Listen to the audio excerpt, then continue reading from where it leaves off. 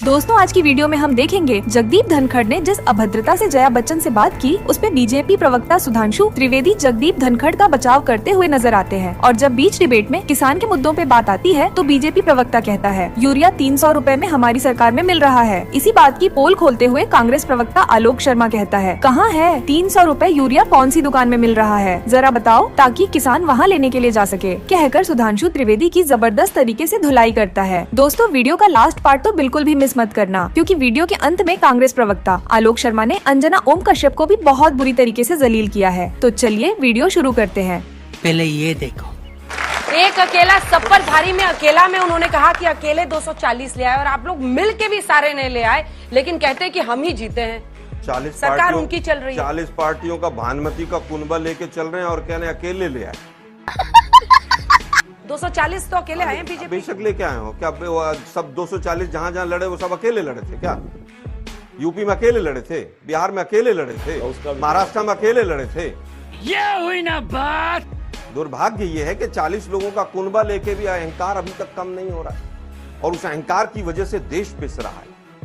240 ले आए तो नीट एग्जाम में धांधली होगी और कुछ नहीं होगा, क्योंकि सुप्रीम कोर्ट का डिसीजन आ गया, क्योंकि जांच एजेंसी इनकी कठपुतलियां सीबीआई और तमाम जांच एजेंसियां कर रही थी। क्या सीबीआई कभी भी धर्मेंद्र प्रधान को कटघरे में खड़ा करेगी? हाँ भाई, कैसी लगी? क्या सीबीआई कभी भी एनटीए के चेयरमैन को कटघरे में खड़ा करेगी कि उसने ऐसा किया है? जो व्यक्ति मध्य प्रदेश और छत्तीसगढ़ से कलंकित होकर आया हो, 14 तारीख को नतीजा आना था, 4 तारीख को क्योंकि रिजल्ट इनके विपक्ष में आते हुए नजर आए तो नीट का रिजल्ट 4 तारीख को देकर भाग गए। अरे सुधरो रे अभी तो। सीबीआई लिखेगी इस बात को कि एनटीए चेयरमैन ने ऐसा किया है। एनटीए चेयरमैन को टच नहीं कर सकते, बिल्कुल ये चिमटे से नहीं पकड़ सकते, क्योंकि वो इनकी सबकी पोल पट्टी खोल देगा। समझ रहे हो? मध्य प्रदेश छत्तीसगढ़ में बीजेपी आरएसएस के जितनी धांधलियां इनसे कराई होंगी वो सारी की सारी उगल देगा, इसलिए टच नहीं कर सकते। ये जुमलेबाजी करके यहाँ तालियां बजवा सकते हैं आप, लेकिन एनटीए के छात्रों को किस तरह से न्याय मिलेगा उसकी बात नहीं कर सकते हैं आप। अरे बाप रे, ये तो धोती खोल रहा है। यूनियन कार्बाइड में अरुण जेटली वकील थे या कौन वकील था, जरा बता दीजिए। नहीं थे। अब थे कि नहीं बोलिए आप। मैं फिर कहूंगा थे वो नहीं थे। मैं फिर कहूंगा ऑन रिकॉर्ड। रुक, तेरे को बताते तेरी माँ की। ऑन रिकॉर्ड थे, नहीं थे। अब एक मिनट, आपका आज का विषय संसद था। संसद के अंदर क्या हो रहा है, मैंने 50 आरोप लगाए, आपने एक जवाब नहीं दिया। आप आज भी इस बात पर रहते हैं कि आप आज भी कह रहे हैं कि एक अकेला सब पर ही भारी है। अरे एक अकेला पूरे देश पर भारी हो रहा है और एक अकेले ने पूरे देश को बेरोजगारी की तरफ धकेल दिया। एक अकेले ने पूरी तरह से चाइना को मौका दिया है कि वो जमीन कब्जा के बैठा है। एक अकेले ने देश के अंदर गरीबी को बढ़ाया है। एक अकेले ने 80 करोड़ लोगों को राशन फ्री का देने के लिए मजबूर कर दिया। एक अकेले ने SC/ST के ऊपर 50% जो अत्याचार है वो बढ़ गए। एक अकेले ने महिला अत्याचार बढ़ा दिया। एक अकेले ने किसानों की आत्महत्या बढ़ा दी है। ये बड़ी अच्छी बात कही है। और ये जो खटाखट की बात करते हैं, रोज खटाखट ट्रेन एक्सीडेंट हो रहे हैं, वो भी एक की वजह से हो रहे हैं। उनके भाषण सुने थे ना आपने, हम ड्रोन से देखेंगे। हम स्पेस टेक्नोलॉजी से, और स्पेस टेक्नोलॉजी का उपयोग सैटेलाइट से ही होता है। स्पेस टेक्नोलॉजी से सड़क बना रहे, पता नहीं कौन सी सड़कें बनाई, पूरे का ट्रक अंदर चले गए सड़क के अंदर। क्या हुआ था कि नहीं हुआ था? अयोध्या में छत टपक रही, संसद की छत टपक रही, बाल्टी लगा के संसद में पानी नहीं लगा रहे, उसके बाद भी कह रहे सब हम बहुत बढ़िया, सब चंगा सी। 1 घंटा अंजना जी, एक बात का जवाब दे दूं? 2 मिनट रुक जाइए, बस 2 सवाल। नहीं, एक इन्होंने कहा सब लोग जाके चेक करिए 2004 में पेट्रोल कितना था। शर्म करो शर्म। 32 रुपए। फिर आंकड़ों की और बात। 2014 में कितने का था? अरे भाई आपने कहा 35 रुपए में मिलेगा, 100 पे क्यों बता दिया? असली सवाल तो ये है, कितना बड़ा जिस दिन बजट आता उस दिन रुपए की कीमत गिर जाती।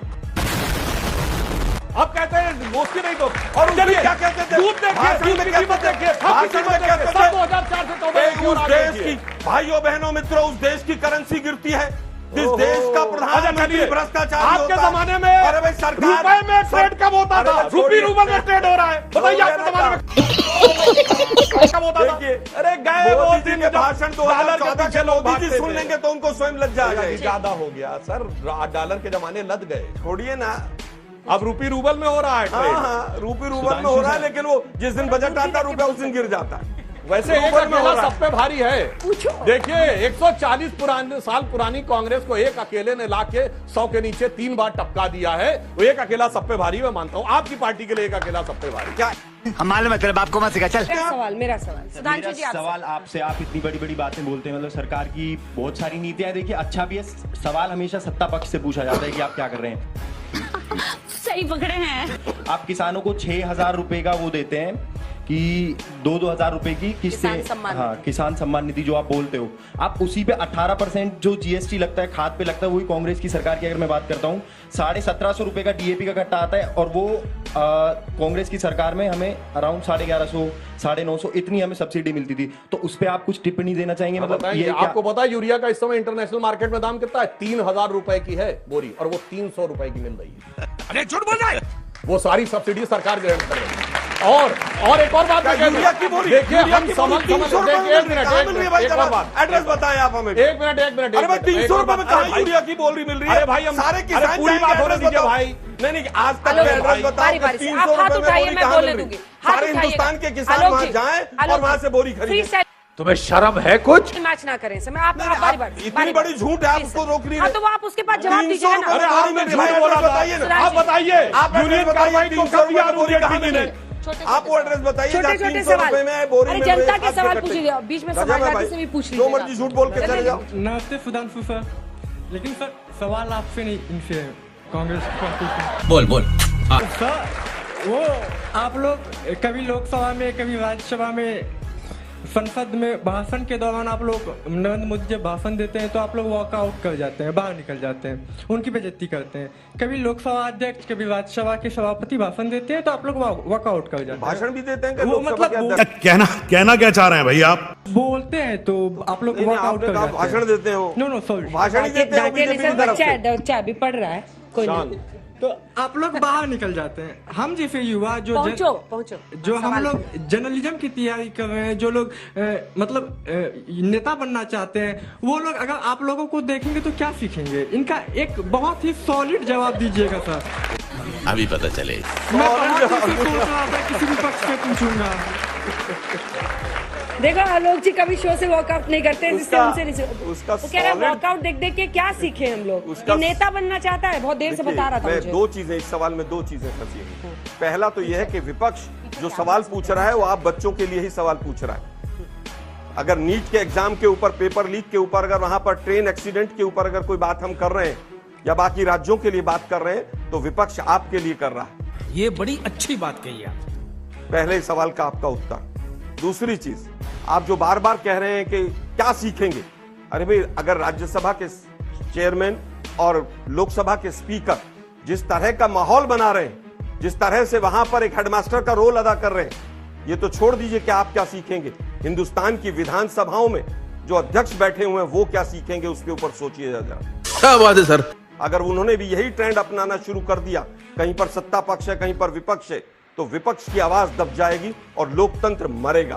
इसलिए मैं वो कह रहा हूं कि आप विपक्ष संघर्ष कीजिए, वहीं पर उसकी आवाज उठाई, यही कह रहे थे ना तुम। वॉकआउट मत कीजिए, खोपड़ी तो साले का ये उस वॉकआउट सजेशन कहाँ है? इस बार तो मुझे लगता है कि मैक्सिमम टाइम विपक्ष वहां पर रहा है। इस राज्यसभा बार में तो पीएम के स्पीच में वॉकआउट कर। देखिए, वॉकआउट करने का कहीं कोई कारण होगा तो वॉकआउट भी करेंगे।